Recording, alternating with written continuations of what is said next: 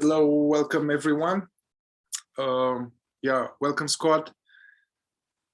And for those knowing me and working with me in groups or one-on-one or other people out there. So Scott is, I consider him my teacher, my mentor into somatic therapeutical processing, my friend. And we are going to, Scott is going to come to my neck of the woods soon, in less than a month, in California, in the area of Grass Valley, Nevada City, which is a beautiful area in the foothills with the river, and it's a nice little vacation spot to recharge and deprogram. So yeah, he's going to come in person. We are going to have one weekend together. We had one like this about 6 months ago. And we are going to have one more weekend. Since I last saw you, I did some more sessions with you.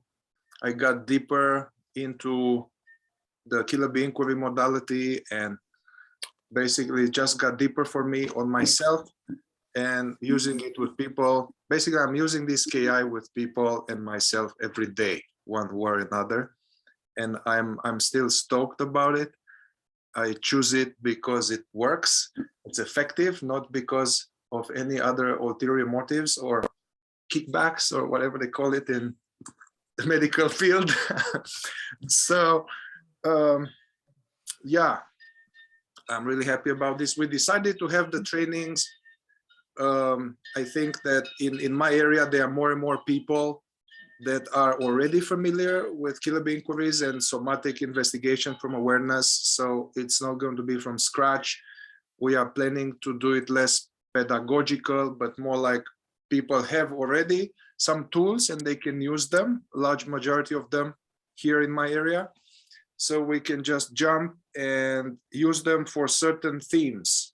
So rather than having some two general pedagogical trainings, we are going to have two intensives to be very experiential. And all right, so it will be on the 5th and 6th of March, 5th and 6th of March, 2022. The trainings will be in person, in a nice venue, in an old post office.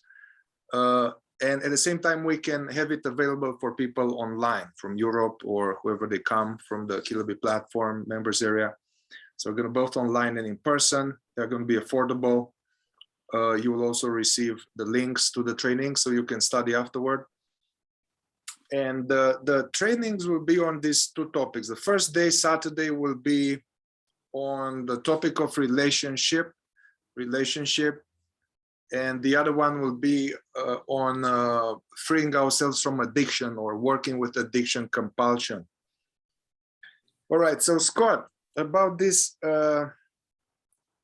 why in non-duality and many teachings and wonderful, wise, enlightened masters I know as my friends, they don't want to talk about relationships. They say, hey, no, I'm just doing non-duality. Relationships go somewhere else. So why are we so focused on exploring this area of relationship, and how is it connected to suffering and our deprogramming awakening work? That's a great question. I have to quote Mihai. I have to quote you for that, because you said something a few videos back that really nailed it when you said, we were talking about how the ego develops in early childhood in its relationships, and that ends up being the self, like how it was programmed in early childhood. So when you start to explore that, the question becomes, how do you not look at relationship? Because there really isn't a self, it's a relationship dynamic that gets developed. So we only feel not good enough in relationship to other people. The trauma happens in relationship.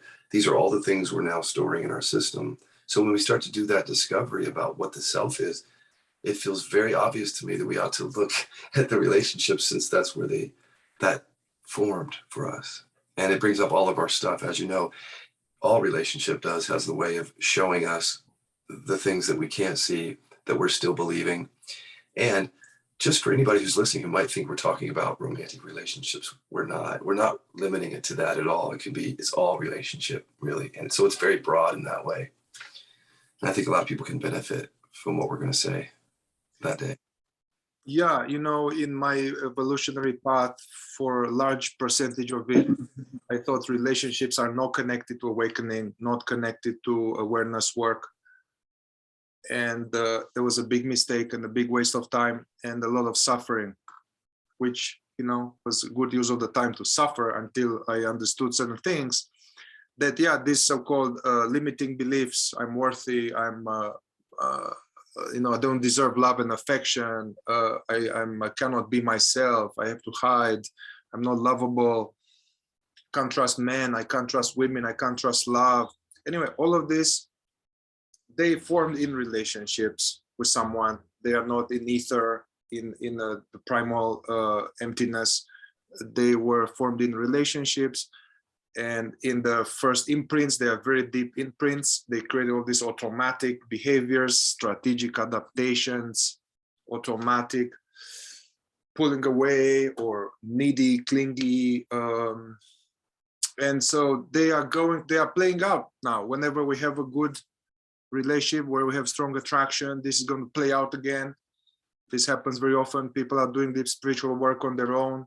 They're seemingly good, at peace, clear, and then they find someone they like and it stirs their skeletons. And what happens, I guess, if we don't look at our relational wounds and deficiency stories and attachment wounds, we think, oh yeah, well, it's this guy that was the problem.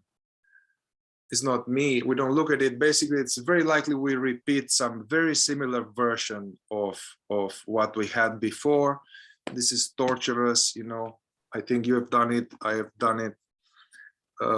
So very important for any chance of having, you know, relationship is like a gift. Could be a great opportunity for celebration and enjoyment of life and opportunity to exchange the love that we are. It's hard to have a good one with unprocessed wounds, unprocessed trauma, unprocessed deficiency stories, as well as this inability to be open. It's not safe to be vulnerable. It's not safe to share, not safe to express. I have to be good. I have to be nice. so all of these we are going to look at all of these things on the relationship as an evolutionary practice. Yeah, and I'll add one other point, because I know we want to talk about addiction, is there are people out there who are on the spiritual path and they have a sense that they've bypassed in different ways. Relationship is a doorway into that, because what I say is like the body's holding all the imprints from our old relationships. So as we start to bring the relationships in, we can bring the awareness down into the body more. It's actually find it pretty difficult to do that if you dismiss relationship, because it's all programmed there, connected to our experience. Yeah. So for the people of us interested more like the awakening, embodiment, liberation from suffering, if we are somewhere in isolation, we can have the illusion that we are good, body's clear, but then if you bring some important people in the mind, in one's life, in the mind, that stirs something, you know, that will be a test of one's freedom. Yes, well put. Yeah. So the next day, we want to do another training. We can have the same people or other people or overlap, it doesn't matter. But this time we are focusing on this mysterious and highly pervasive phenomena of addiction, compulsive action, compulsive behavior, addiction. We mean by that not just substances, legal, illegal substances, activities, anything that in this methodology we are using. Addiction or compulsion is an innocent way to alleviate some current unpleasant state we are experiencing, some loneliness, some unworthiness, some anxiety, some trauma wanting to come up. We are managing it, escaping it, trying to avoid it, trying to calm it and soothe it through box of chocolate, porn, alcohol, tobacco, weed, meth, chasing love, whatever. So yeah, this is and I know you created this, or you discovered and co-created and discovered and verified this new model of recovery, which is my most favorite mode of working with addiction, my addictions or other people's, which is pretty revolutionary in a way, is that instead of focusing on vilifying the behavior and aiming for sobriety as a way that you are healed, we are not focusing on sobriety unless the addiction is very advanced, and then it's necessary to have some detox. But if it's not so harmful, the idea is to allow the addictive compulsive behavior to happen while engaging into a methodical and relentless work of somatic investigation, inquiring before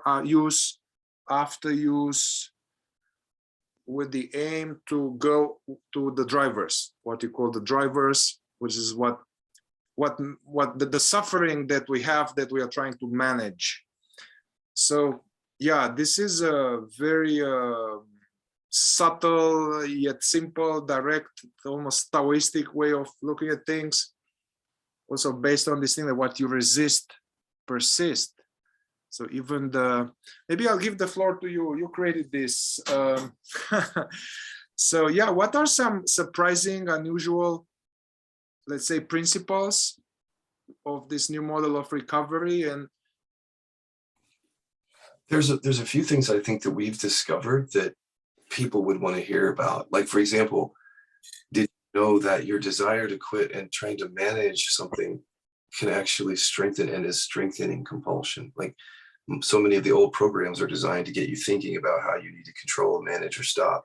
Mm-hmm. That line of thinking, we've discovered, again, fuels compulsion. So we work with that line. We don't reinforce that line. We work with it, bringing it up in awareness and just letting it come and go so that it doesn't create more compulsion. And strangely, we're helping people with compulsion by working a lot about how they're against the addiction. So like, we work with the shame and the deficiency stories, like, there's something wrong with me because I can't. We work with those things that are like of the aversion variety. And that's actually what helps people a lot. And, you know, I think people would resonate if I said, which is true, that we work with trauma and shame and emotional repression. People are probably in the know enough to know that's probably something good to focus on. But did you know that that a large aspect of your being against the activity or substance that you're addicted to, being against it, is creating a large part of the compulsion? So people learn that, and then they, of course, find a new way to deal with that through inquiry. So there's a lot more that we have to show you, but those are two interesting, couple interesting things about it. Yeah, I've been following your discoveries, and I verified myself this. Oh man, I shouldn't do it, man. It's too much, too many cigarettes, too much of this. What are you doing, man? You should stop. And so this, which seems that is helpful, and it seems like it's on my side, whatever that I is on my side, helping me free myself from addiction. That is actually the ego is split in two, as you put it, as in Buddha said it. There is the craving and aversion towards the same thing, and they fight. They keep each other alive. So we are dismantling this with this method, but also I really like this idea that, hey, use, but let's find out what is the pain you're trying to manage. Is it repression of authenticity? Is it unprocessed trauma? Is it some historical unprocessed pain? Is it shame? Is it, you know, so going for that relentlessly. And what happens from my experience and on other people, and I think you have much more experience with this, the compulsion will gradually diminish by itself, effortlessly, without using this white-knuckling willpower, just because the suffering that we need to manage is less. So when the substance comes in, it doesn't, the body now is like, it's like the what's called somatic no. And it's very attractive for me, this approach, and somehow very different than the usual having now a warfare on my hands, an internal warfare. Yeah, because as I've quit things under the new model, they fall away from me. It's not through effort or will. It's like something in the body shifts and my relationship changes, and it's not like forcing myself to put it down, which there's just so much less stress in that, because there's a lot of stress in trying to force yourself to quit. Let me say one other thing, because I can just see people out there listening saying, okay, I've been clean and sober for 15 years. You're telling me I have to go to use now. So we're not saying that. What we're saying, what I'm really saying, even if you've stopped drugs and alcohol, most likely you're addicted to something else under that. So you can use that, and the drivers have attached to that in the same way that they. So we're not saying that people with 20 years have to come and use to do the new model, but yeah, there's a lot of flexibility in terms of how one recovers, and we support that. As long as there's an earnestness to recover, an earnestness to do the work, then people are allowed to have their own path when it comes to using or not. Yeah, the idea is the freedom from usage. So some people could be able to enjoy something, but it's done from a different place, celebrational. It's I could do it or not do it.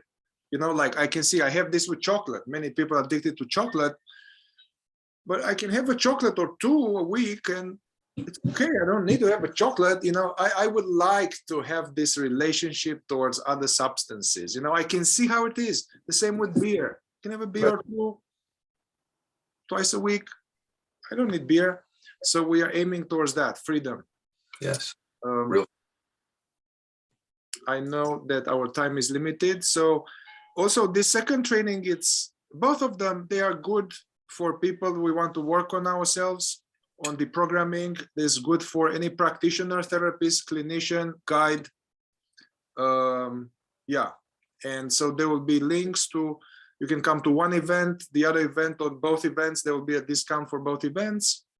5th and 6th of March in person, as well as on Zoom. And look forward to share Scott's wealth of tricks and wisdom with you all. All right, Scott, looking forward to see you. Ciao, ciao. Thanks.